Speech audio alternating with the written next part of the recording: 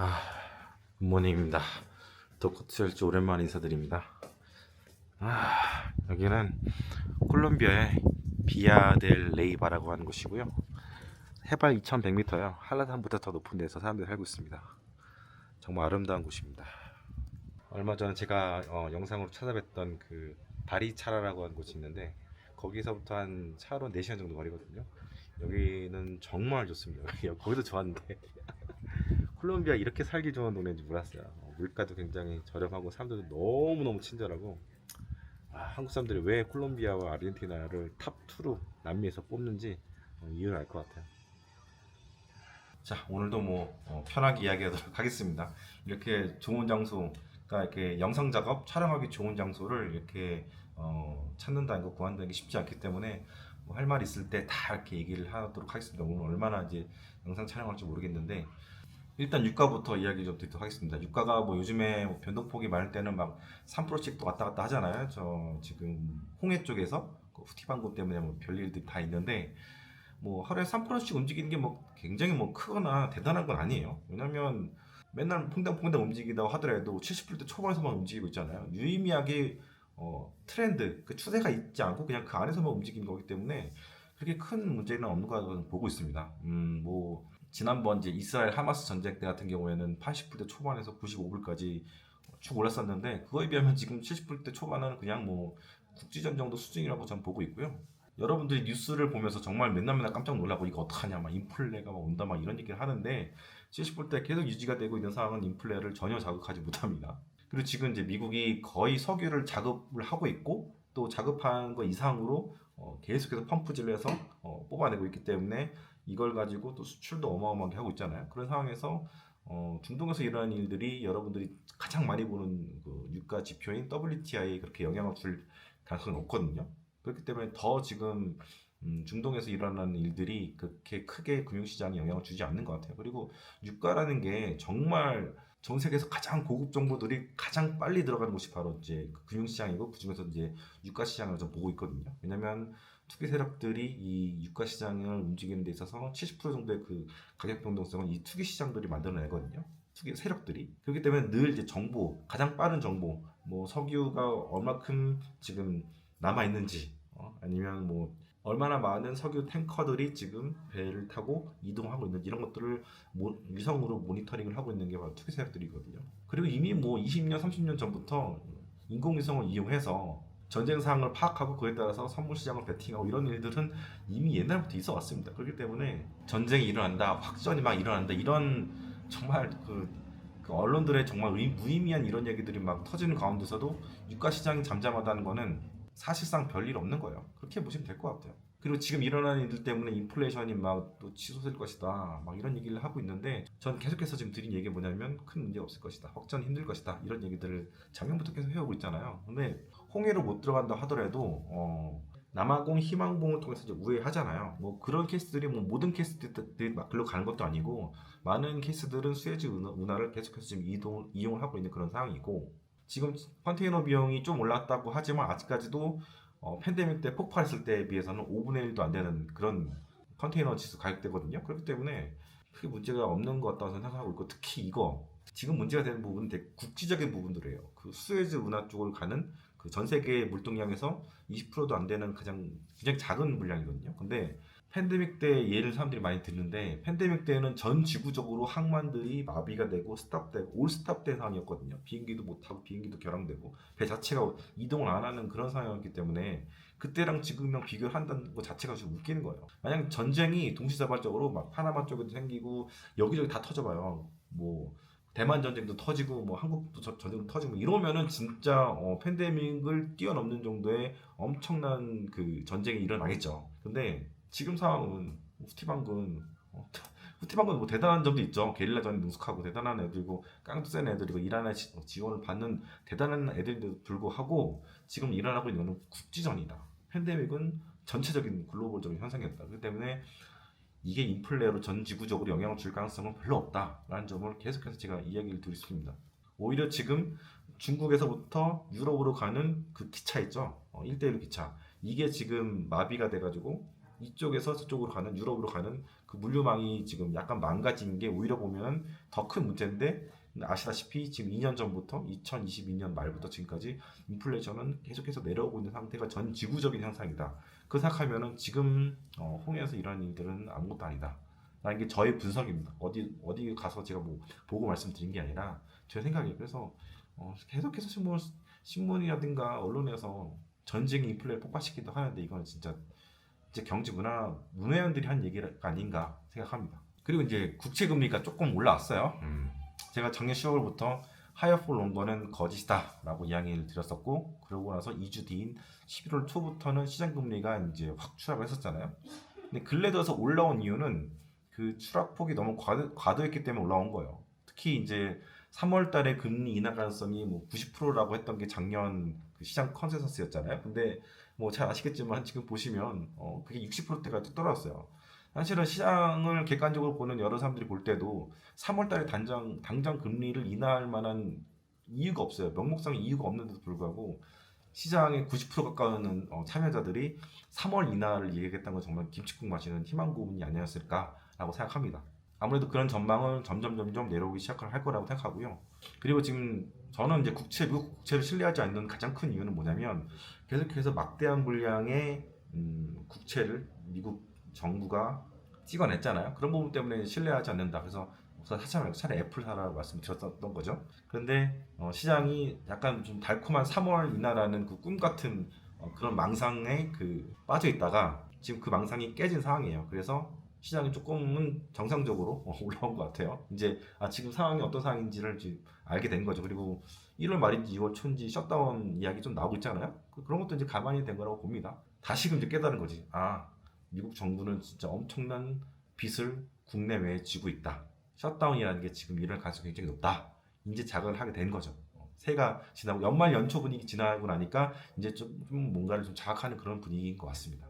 아무튼 간에 물가를 잡기 위한 하이어 폴 거는 거짓말이다 라고 말씀을 드렸고, 물가에 대한 걱정을 하지 말라고 제가 10월 달부터 말씀을 드렸어요. 그리고 실제로 그 뒤로는 더 이상 인플레에 대한 현재 나오는 물가, 계속해서 나오고 있는 물가에 대한 그런 시장의 반응은 굉장히 무시하는 반응이 되는 것 같고, 그리고 향후 인플레에 대한 뭐 걱정 이런 것들은 많은데 그게 시장에 엄청나게 큰 영향을 주지 않는 것 같아요. 그렇죠? 그렇기 때문에 지금 시장이 많이 올라온 상태가 유지가 된 것 같고, 오히려 저는 작년부터 이제는 실업률을 봐야 될 때다. 실업률이 비록 후행 지표긴 하지만 실업률이 굉장히 중요하다. 왜냐하면 확실하게 보여줄 수 있는 게 실업률이기 때문에. 그리고 실업률을 볼 때는 질적인 변화, 안에서 무슨 일이 일어나고 있는지에 대해서 봐야 된다라고 말씀드렸습니다. 왜냐하면 실업률이라고 딱 자체는 약간 에버리지한, 전체를 되게 러프하게 평균 낸 그 지표이기 때문에 그 안에서 어떤 일들이 일어나고 있고, 또 이 3.7%뭐 이 정도 수준의 그 실업률이 유지가 되는 큰 이유는 그 기저 아래에서는 어떤 변화가 일어나는지를 면밀히 봐야 된다. 그런 얘기를 계속 들었고요. 애플 이야기 나와서 말인데 미국 채를 살 바에는 애플 사라, 그런 얘기를 들었었고, 그 뒤로는 애플과 테슬라 같이 중국 비중이 높은 종목들은 이제 예전만큼 많이 살 수는 없을 것이다 라고 이야기를 드렸잖아요. 그 뒤부터 지금 뭐 보면은 애플은 지금 할인 판매까지 나오고 있는 상황. 왜냐면 말씀드린 대로 중국인들이 그 자국 폰 비중을 높이고 있는 상황이 돼버렸어요. 그래서 애플 판매가 예전같이 못한 그런 상황이 돼버렸고, 테슬라 같은 경우는 계속해서 할인 판매를 지금 하고 있는 상황이고, 앞으로 향후로 볼 때도 할인 판매를 더 할 가능성이 높죠. 왜냐면 지금 중국이라는 나라가 올해에도 계속해서 부동산 기업들이 파산을 하게 될 것이고, 그러면서 소비는 더 위축된 상황을 갈 가능성이 높기 때문에 중국 비중이 상당히 높은 이 두 기업들은 조심해야 된다 말씀을 작년부터 드렸던 겁니다. 결국에는 제가 볼 때는 한 향후 5년 안에는 테슬라와 애플이 이 중국 시장을 잃게 되지 않을까.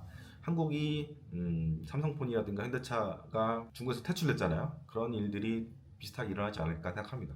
말씀드린 대로 여름 전부터 말씀드렸죠. 그 중국 공산당이 알게 모르게 애플과 테슬라 제품들을 견제를 하고 있고, 불매 같은 거를 시키고 있고, 당령으로 뉴스화 되기 전부터 저는 아이폰과 테슬라에 대해서 그런 얘기를 드렸었어요. 왜냐면 제 구독자분들이 중국 현지에 계신 분들이 그런 얘기를 했었거든요. 아름아름 진행이 되고 있다는 얘기 들었는데 얼마 안 지나서 그런 게 또 공표가 되더라고요. 그래서 지금 이 자리를 빌어서 정말 구독자분들한테 너무 제가 감사하다는 얘기를 드리고 있는데, 아무튼 중국 시장이 엄청나게 커요. 뭐 아시겠지만 전 세계에서 가장 자동차 시장이 큰 시장이죠. 3천만 대. 1년에 3천만 대가 팔리는 시장이기도 하고 미국이 1,500만 대고 한국이 한 130만 대 정도 되는데 굉장히 한국이 작은 시장이죠. 이거가 작기 때문에 그 거대한 시장을 한국은 이미 잃어버렸죠. 삼성폰이 안 팔리지 오래됐고 2017년부터 현대차도 이제 퇴출됐었고 그래서 그 시장을 너무 잃어버린 게 뼈아픈데 거기다가 미국도 점점 설 자리를 잃지 않게 되겠나 생각합니다. 물론 이제 그 시장을 잃지 않기 위해서 미국은 계속해서 발악을 하고 있죠. 근데 미국 자체로도 뭐 엔비디아 수출 금지, 특정 반도체 수출 금지라든가 이런 정책들을 계속 내면서 견제를 하다 보니까 결국에는 중국 시장을 알아서 미국이 퇴출을 시켜 미국 정부가 퇴출시키는 그런 우픈 현상도 지금 일어나고 있는 상황이죠. 오랜만에 이제 빅테크에 대해서 한번 싸잡아서 한번 설명을 좀 드리도록 하겠습니다. 작년 4월부터 빅테크 주식들이 날아가기 시작을 했죠. AI가 이제 이 세상을 바꾸게 될 것이라는 기대감으로 이제 많이 주식이 올랐는데, 저는 사실 개인적으로 볼 때는 그 주식을 살 때 기대감으로 사진 않아요. 옛날에는 저도 그런 투자를 했었죠. 추세충 매매도 했었고 정말 부푼 꿈을 안고 주식을 마구잡이로 사고 막 그런 짓도 했었는데 그런 투기죠. 투자가 아니고 이런 걸 했었는데 나이가 되다 보니까 또 은퇴 자금이기도 하고 그러다 보니까 뭔가 확실한 게 보이지 않으면 안 사게 돼요. 숫자를 확실하게 보거나 뭔가 이제 생태계를 누가 이렇게 구축을 하거나 그래서 절대 갑이 되거나 이런 게 안 보이면은 그렇게 사진 않는데 제가 작년 5월 영상에서 샌프란시스코 영상에서 AI 버블에 대해서 뭐라고 이야기를 했었냐면은 기대감을 한번 미친 듯이 뛴 주식은 결국에는 큰 조정을 얻게 되고 그 다음부터 숫자를 봐가면서 이렇게 쭉 올라가게 된다라고 이야기를 드렸잖아요. 그 뒤로 시장이 큰 조정이 있었죠. 10월 언제지? 8월부터 10월 달까지 큰 조정이 있었고 그 뒤로 이제 다시 올라가기 시작했죠. 왜냐면 숫자가 나오기 시작을 했기 때문에.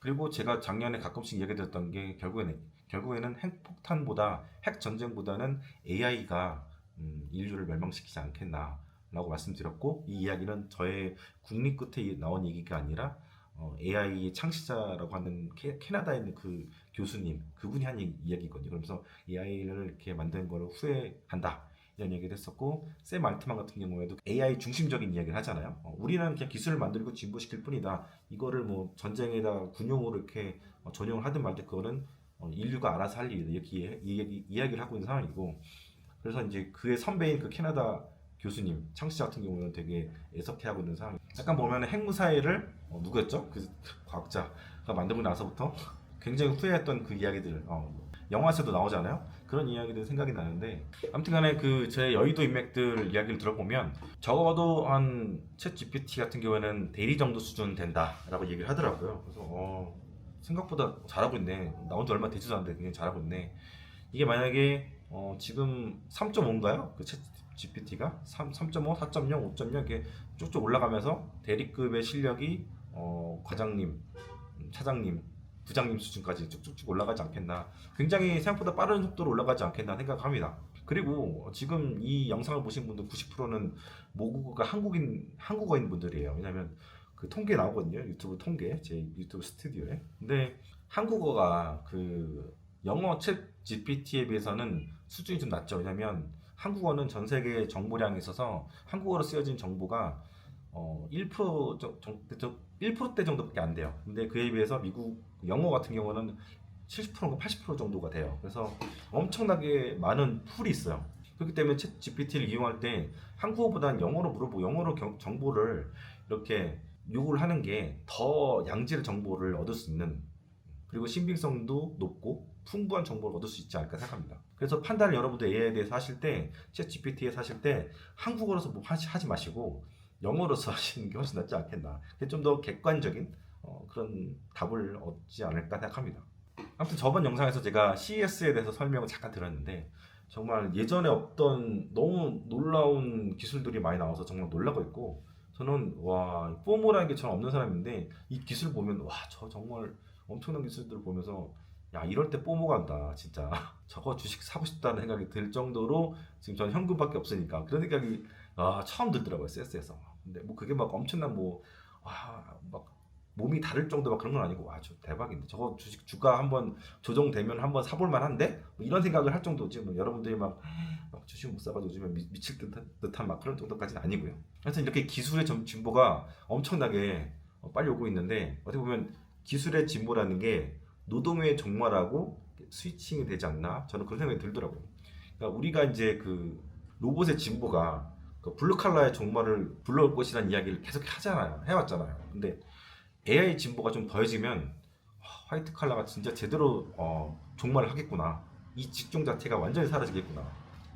특히 그동안 이제 몸값이 비쌌던 직종이 어디였냐면 그 프로그래머들, 코딩하신 분들이 정말 몸값이 비쌌거든요. 이분들의 종말이 진짜 빨리 오지 않을까 그런 생각이 좀 들더라고요. 그야말로 그 챗 GPT 프로그래머들이 다른 일반 직종의 그 프로그래머들을 좀 완전 대학살시키는 팀킬 현상이 지금 일어나고 있는 게 아닌가. 사실 예전에 그 프로그래머들은 노가다 직종이었어요. 돈도 많이 못 받으면서 진짜 너무 힘들게 일하는 직종에서 본인들이 3D 직종이다, 노가다 직종이다, 막 이런 얘기를 그런 얘기들 많이 했었는데 팬데믹 전후로 막 몸값이 미친 듯이 막 올라가지고 막 대우 좋아지고 이직도 막 늘 매일 막 받는 사람들도 있고 막 불러준 데도 많고 내가 막 창업할까 막 같이 창업하자 이런 사람도 많았겠죠. 그래서 완전히 절대값이 됐어요. 진짜 귀하신 몸이 되었었죠. 근데 저도 사실 이제 스타트업을 하나 하려고 얘기했었거든요. 그래서 20대 때부터 아는 동생이랑 같이 이제 한번 해보려고 생각을 했었어요. 근데 좀 뭐랄까 너무 갑질을 하더라고요. 그래서 안 했던 적 있어요. 너무 돈을 많이 원하는 거예요. 그래서 같이 회사를 키워보자. 제가 뭐 10억씩 뭐 20억씩 펀딩을 어디 받아서 어차피 사업 같이 한번 회사를 한번 키워보자 막 얘기를 했었는데 안 한다고 하더라고요. 너무 좀 돈을 많이 원하더라고요. 제가 뭐 펀딩을 과거 레코드도 없는 사람이 펀딩을 막 10억씩 20억씩 30억씩 막 받아오는 사람도 아니었고 그 전에 뭐 제가 창업을 했던 레코드 있는 사람도 아니고 그냥 일반 직장인 직보사 직장인이 나와가지고 뭐 차리려고 한 건데 그걸 보고 이제 들어오려고 하는 사람도 없었을 거고 그러니까 이제 같이 한번 키워보자. 어차피 자기 사업을 자기 돈 태워서 하는 사람이 그때는 없었던 때였거든요. 워낙 그 팬데믹 터지고 나서부터 돈이 엄청나게 풀렸기 때문에 그 친구는 일단 돈을 원했었고 저는 약간 그래서 뭘까 그 입장도 이해가 되지. 요즘에 뭐 엄청 금값이니까 만약에 제가 다른 사람을 더 부른다면은 그 친구보다 더 많은 돈을 줘야 되는 그런 상황이었을 거고 근데 좀 인간적으로 실망을 좀 했죠. 오랫동안 20년 넘게 알아오던 동생이었는데 아무튼 그래서 지금 어떻게 지내는지 모르겠는데 그 정말 팬데믹 시절에 가장 꽃을 피웠던 프로그래머 직종의 그 사람들이 누렸던 그 시간들 꽃 답던 그 짧지만 강렬했던 시간들이 되게 빨리 사라지지 않겠나. 일단 그걸 가장 원하는 사람들은 그 CEO 쪽이죠. CEO들이 굉장히 그걸 바라고 있고 진짜 몸값도 비싼 프로그래머 집에서 안 나오는 프로그래머 재택근무 원하잖아요. 그리고 고집도 강한 프로그래머들을 CEO들은 많이 데리고 있고 싶지 않을 것 같아요. 그래서 이제 구글에서 3만 명을 양질의 인재 3만 명을 이제 자른다는 얘기 있잖아요. 그거 보면 많은 기업들이 아직 AI가 걸음마당긴 한국 기업들도 그걸 유심히 보게 되고 그 트렌드는 거스를 수가 없을 것 같아요. 한국도 언젠가는 머지않아서는 그런 것들이 오지 않겠나 생각합니다. 아무튼 이제 다시 주식시장으로 들어오면 AI 시대에 있어서 가장 앞서간 나라가 미국이죠. 그 다음에 이제 중국 이렇게 돼 있는데 일본, 독일, 영국, 프랑스, 이탈리아, 그리고 한국 이런 나라들의 존재감이 없어요. 왜냐면 우리가 기억하고 있는 빅데이터를 주무르는 AI 기업들, 로봇 기업들 중에서 여러분 생각나는 이름들이 있나요? 없죠. 결국에는 AI의 헤게모니는 미국이라는 나라가 가져가게 되는 거죠. 그리고 이제 중국은 지금까지 계속 그래왔듯이 미국을 추격하는 추격자 입장에서 이게 계속해서 유지가 되면서 뭐 언제가 중국이 미국을 따라잡을 수도 있을 수도 있죠. 그건 모르는 거죠. 그거는 저도 모르고 여러분들도 모르고 과학자들도 모르는 거긴 한데 아무튼 적어도 30년 동안은 이렇게 헤게모니를 미국이 끌고 가고 중국을 따라가는 그런 형국이 지속이 될 것 같습니다. 이 A의 헤게모니는 바로 돈하고 연결되는 거고 이 돈은 결국엔 달러랑 연결되는 거거든요. 그래서 AI 헤게모니를 쥐고 있는 한 달러 헤게모니도 잃지 않을 가능성이 굉장히 높죠. 예전에는 제조업이라는 것들이 달러의 그 헤게모니를 유지하는데 뭐 석유 같은 것도 마찬가지고 기여를 했다면 지금은 AI, 정보, 데이터 이런 것들이 달러의 그 헤게모니를 언터처플하게 완전 유로화라든가 뭐 위안 아니면 엔화 이런 것들이 전혀 범접하지 못하게 격차가 오히려 지금 더 벌려버리는 그런 상황이 돼버렸죠. 그렇기 때문에 제가 늘 이야기 드리는 게 괜히 한국 주식 하지 마시고 중국 주식 하지 마시고 미국 주식 하시라 그런 얘기를 드리는 거예요. 앞으로 이 현상은 더 심해지고 있고 그 현상이 지금 계속해서 이어지고 있죠. 그래서 미국과 중국과의 이 헤게모니 전쟁, 물론 이제 팔로워는 중국이죠. 이런 상황인데 결국에는 그렇다고 해서 미국이 중국의 추격을 보고 그냥 가만히 있지 않죠. 견제하고 추격을 뿌리치려고 하고 있고 누르고 있는 것들은 여러분들이 뭐 주식시장을 팔로우 하시는 분들은 다 보고 계실 거예요. 중국에서는 일단은 구글, 유튜브, 페이스북 이런 거 안 되잖아요. 인스타 안 되잖아요. 전 2004년도에서 5년도까지 중국에 있었는데 그때만 하더라도 그때도 안 됐거든요. 구글 뭐 안 되고 유튜브 이런 거 안 됐었고 그랬었는데 중국이 왜 그렇게 관문을 정부의 관문을 미국으로 통하는 관문을 막겠어요. 바로 그 이유는 그 정보의 헤게모니를 미국한테 주고 싶지 않은 거죠. 뺏고 싶지 않은 거예요. 왜냐면 중국은 아편 전쟁 이후로 세계 열강들한테 특히 유럽 열강들한테 정말 뭐랄까 나라를 거의 빼앗기다시피 했던 정말 치욕의 역사가 있기 때문에 그런 일들을 그런 걸 경험을 다시 하고 싶지 않은 거죠. 그 반면에 이제 미국은 중국의 수많은 기업들, 화웨이부터 시작해서 뭐 샤오미, 틱톡, 뭐 하이크비전, DJI 그리고 반도체 기업들 이런 기업들에 있어서 굉장히 많은 제재를 하고 있는 상황이고 이게 점점 심해지고 있는 상황이고 또 그거를 이겨내려고 또 7나노 공정까지 만들어내고 있고 또 굉장히 언터처블한 정말 대단한 그 소프트웨어 기업들이 또 중국에서 나오고 있고 전자산거래 기업들도 많이 나오고 있고 뭐 테무라든가 알리바바라든가 이렇게 해서 정말 엎치락뒤치락하고 있는 그런 상황이라고 보실 수 있을 것 같아요. 그런 측면에서 볼 때는 중국이 애플과 테슬라를 견제할 날이 반드시 올 거라고 저는 보고 있고요. 그 시작은 관공서부터 시작된 거죠. 왜냐면 관공서라는 데서는 이제 영상 같은 거 찍으면 안 되잖아요. 그런데 아시다시피 테슬라 같은 경우에는 사방이 다 카메라로 모니터링이 되고 있는 그런 자동차고 애플 같은 경우에도 늘 핸드폰이니까 앞뒤로 다 찍고 있잖아요. 여러분들 모를 때 그러는 것들이 일어나니까 당연히 중국은 합리적으로 그런 것들을 이제 막고 있는 거죠. 중국 기업들이 미국을 점령하고 있는 그런 모습들은 제가 전 영상들에서 말씀을 많이 들었는데 아마존이 정말 그 미국 주식시장, 미국 소비시장을 거의 꽉 잡고 있었던 기업이잖아요. 근데 그 상황이 조금씩 균열이 나타나고 있다고 제가 말씀드렸어요. 뭐냐면 근래 들어서 아마존의 멤버십 프라임 회원 있잖아요. 이게 숫자가 지금 줄어들고 있어요. 성장하는 게 아니라 오히려 줄어들고 있어요. 이거는 경기가 안 좋아지고 있다는 그런 측면도 우리가 볼 수 있긴 하겠지만 또 하나는 뭐가 있냐면 테무와 알리바바가 정말 미국 시장에서 점유율을 엄청나게 늘리고 있다. 폭발적이다.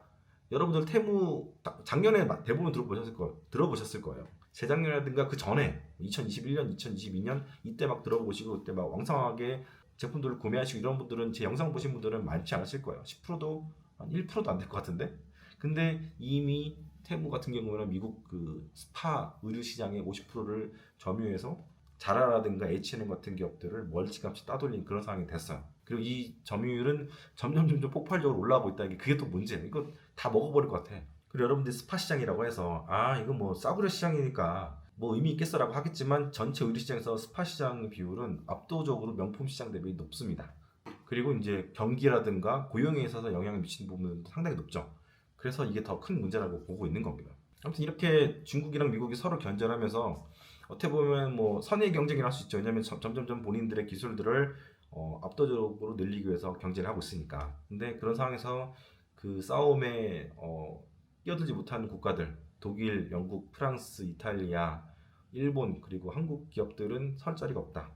주도 면밀하게 AI로 상품을 사고 팔고 이런 일들이 일어나고 있는 이 AI 전쟁터에서 특히 한국 기업들은 설 자리가 너무 없다. 쿠팡, G마켓, 뭐 옥션, 11번가 이런 애들이 경쟁력이 과연 있을 것인가. 그렇기 때문에 지금 테무의 국내 시장 점유율이 미친듯이 올라가고 있는 상황이고 팬덤도 늘어나고 있는 상황이고 저희 단톡방에 보시면 이커머스라든가 택배 업체 쪽에서 일하시는 분들 얘기가 나와요. 이런 얘기를 들으면 직접 택배를 배달하신 분은 아닌데 택배 그쪽으로 관리하신 분이죠. 언젠가부터 테무 쪽에서 오는 그런 택배가 많이 늘어나기 시작했고 문제는 뭐냐면